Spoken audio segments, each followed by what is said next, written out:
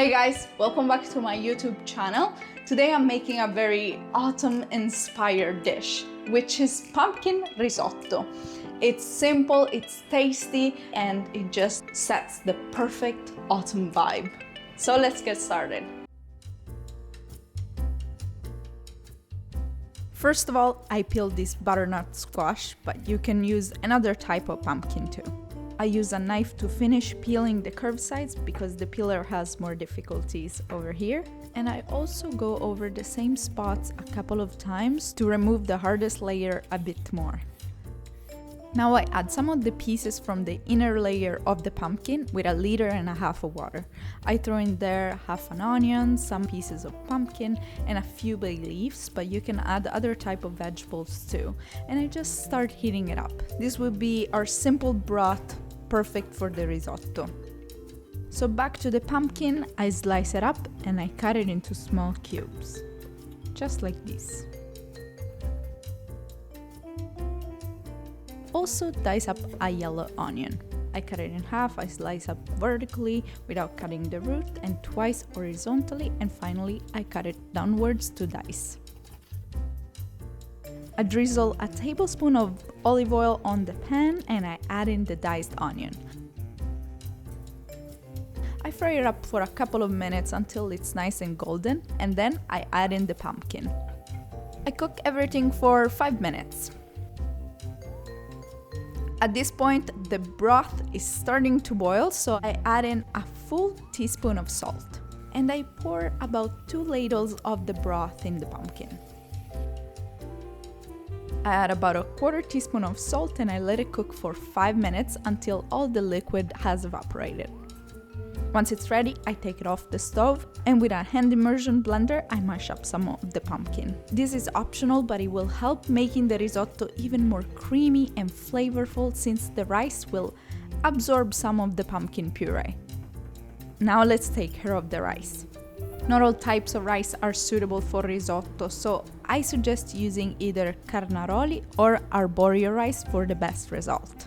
The first step is to toast the rice. Toasting the rice is a very important step when making risotto because it makes the grains of rice more resistant so that they don't break apart during the cooking. Toasting the rice means simply heating it up by itself for 3 minutes and stir it often to avoid that it burns. Once the rice is hot, douse it with 1/3 cup of white wine.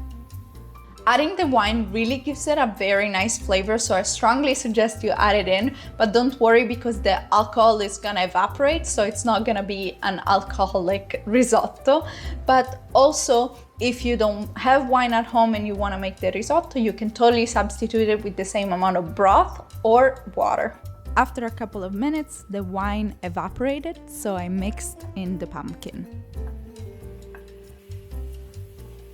I add in the first 3 ladles of broth and about 3/4 teaspoons of salt, and I stir it often.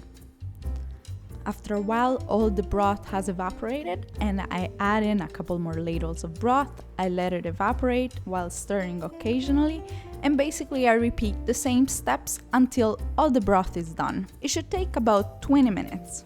But obviously the cooking time may vary based on the rice you use. So I suggest after the 20 minutes to taste it to make sure to not overcook it. I remove the vegetables from the broth at the end, and I'll save them up aside to eat in another dish. Once the risotto is ready, I added some sage because the combination between pumpkin, butter, and sage is just so amazing, but obviously it's optional, it's totally up to you. And also, sage is a very strong herb, so I only added 1 big leaf. I spice it up with some black pepper, and I also mix in the grated cheese that you can omit for a dairy-free option. Lastly, I added the butter and I stir it up well until everything is nicely incorporated. You can use olive oil instead to make it vegan. And just like this, the risotto is ready. I serve it up and buon appetito!